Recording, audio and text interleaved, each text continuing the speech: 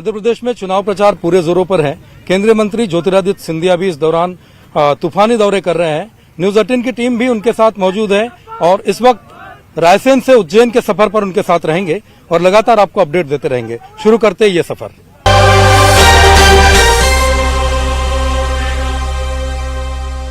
मध्य प्रदेश में विधानसभा चुनाव का काउंटडाउन शुरू हो चुका है।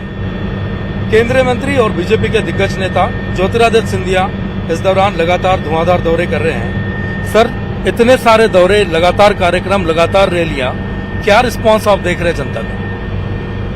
मुझे पूरा विश्वास है कि भारतीय जनता पार्टी की सरकार पूर्ण बहुमत के साथ मध्य प्रदेश में 5वीं बार बनेगी।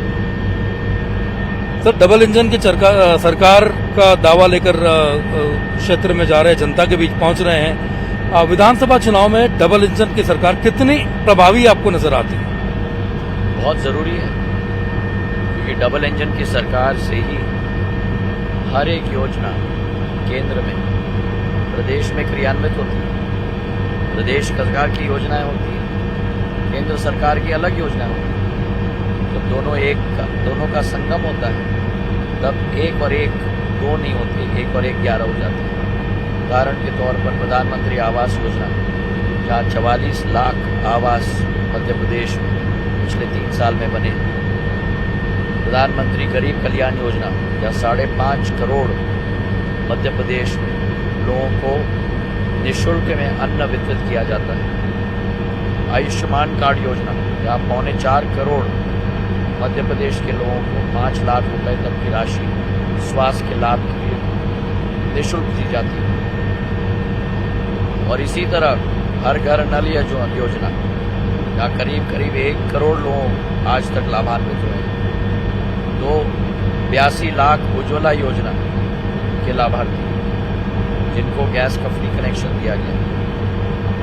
तो सपने को संकल्प तक और संकल्प से सिद्धि तक ले जाने के लिए डबल इंजन की सरकार बहुत जरूरी है, और ये जनता के लिए, उनके हित में डबल इंजन की सरकार कार्य करती है। कांग्रेस लगातार कह रही है कि मध्य प्रदेश में जो योजनाएं घोषित की गई, लाडली बहना की हम बात करते हैं, तो कह रहे कि 18 साल में लाडली बहना की याद क्यों नहीं आई सरकार को? 55 साल में मध्य प्रदेश में कांग्रेस की सरकार ने क्या किया? 18 साल में मैं बताता हूं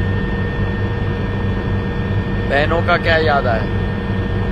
पहले मध्य प्रदेश में भ्रूण हत्या होती थी, बलात्कारें होती थी।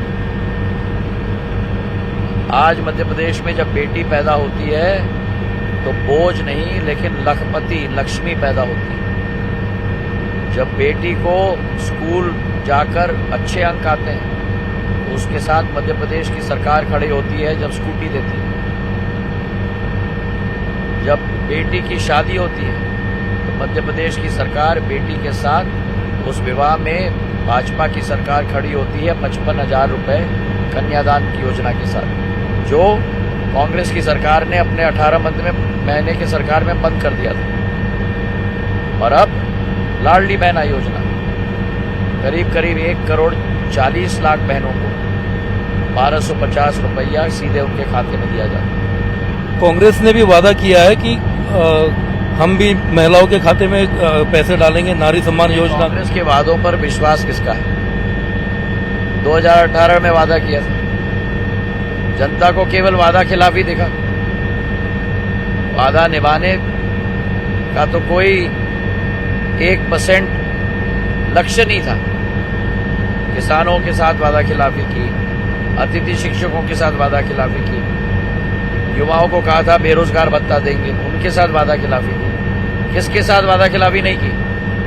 और अब जो 5G का लेके आए मॉडल, ये 5 गारंटी नहीं है, ये 5 घोटालों का गारंटी है। वो कह रहे हैं कि अगर हमारी सरकार चलती 2018 में सौदेबाजी करके हमारी सरकार गिरा दी गई, अगर हमारी सरकार चलती तो हम बहुत विकास के काम करके दिखाते।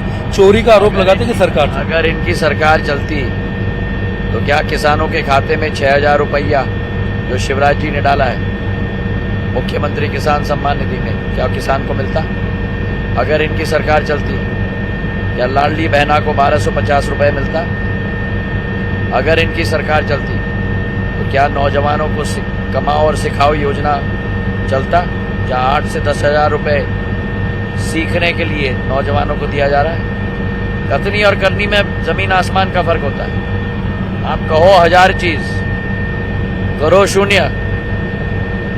किशोर कुमार जी का गाना याद आ गया, ए बाबू ये पब्लिक है पब्लिक, ये पब्लिक सब जानती है, अंदर क्या है बाहर क्या है ये पब्लिक सब पहचानती है। आपने अभी एक गाना सुनाया, ऐसे एक गाने का जिक्र आपने कुछ दिन पहले भी किया था, झूठ बोले कौवा काटे, काले कौवे से डरी हो। अभी आप सुर्खी विधानसभा से लौट रहे हैं। इस गाने को लिखने वाले विट्ठल भाई पटेल सुर्खी से ही आते थे।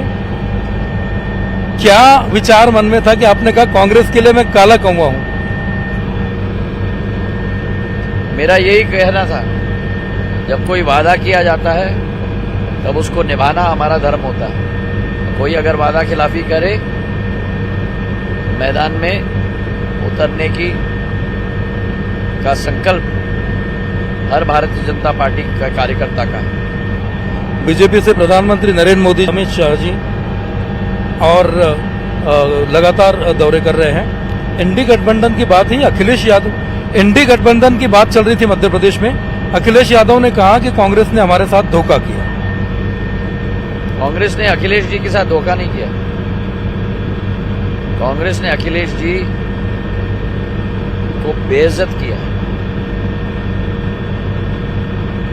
केंद्र में इंडी गठबंधन कहते हैं, प्रदेश में 5-6 सीट पर भी सहमति नहीं जता सकते, अलग बात है। राजनीति में सहमति बनती है नहीं बनती, और जब पूछा जाए कांग्रेस के वरिष्ठ नेता कमलनाथ जी से, अखिलेश जी के द्वारा, कमलनाथ जी कहते हैं अखिलेश बखिलेश की बात मत करो। ये शब्दों का प्रयोग कांग्रेस के वरिष्ठ नेता,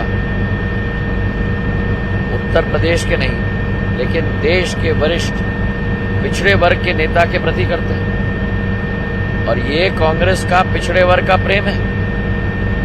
जब ओबीसी कमीशन आया तो उसका विरोध किया, जब मंडल कमीशन आया तो उसका विरोध किया। अखिलेश जी मुलायम सिंह जी के लड़के, पिछड़े वर्ग के नेता, कहा जाता है अखिलेश बखिलेश। कांग्रेस की विरासत रही है लोगों को नीचा दिखाना, लोगों को गाली देना, लोगों को ललकारना, और उसी का प्रतिफल कांग्रेस मध्य प्रदेश में भुगत रही है। सर, आखिरी सवाल, कितनी बड़ी विजय बीजेपी हासिल करने की उम्मीद है? कितनी सीटें की उम्मीद आप करते हैं? मैं ज्योतिष नहीं हूं, मैं आपको कह दूं कि भारतीय जनता पार्टी का स्पष्ट बहुमत इस चुनाव में आ रहा है। और बहुत ये है ज्योतिरादित्य सिंधिया जी, जिन्होंने कहा है कि पार्टी लगातार विकास के काम लेकर जनता के बीच जा रही है, और साथ ही साथ पूरी उम्मीद ये जताई कि इस बार भी भारतीय जनता पार्टी को जनता का भरोसा मिलेगा और बड़े बहुमत से सरकार बनाएंगे। सर, बहुत बहुत धन्यवाद। बहुत धन्यवाद।